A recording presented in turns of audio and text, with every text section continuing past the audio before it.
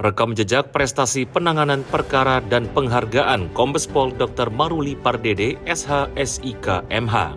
Kombes Pol Dr. Maruli Pardede dikenal sebagai perwira reserse Polri yang memiliki rekam jejak prestasi dalam penanganan berbagai perkara penting, mulai dari tugasnya di Polda Sumatera Selatan, Polda Jawa Barat hingga Polda Gorontalo. Selama bertugas, ia dipercaya memegang sejumlah jabatan strategis, berhasil mengungkap kasus kriminal, narkotika, korupsi hingga kejahatan ekonomi, memperkuat manajemen penyidikan, serta dinilai mampu menjaga kepercayaan publik melalui kerja yang tegas, transparan, dan akuntabel.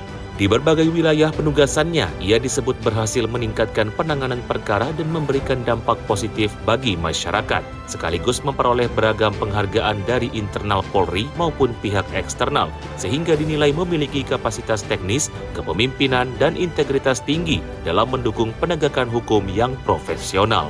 Untuk berita selengkapnya, klik sripoku.com.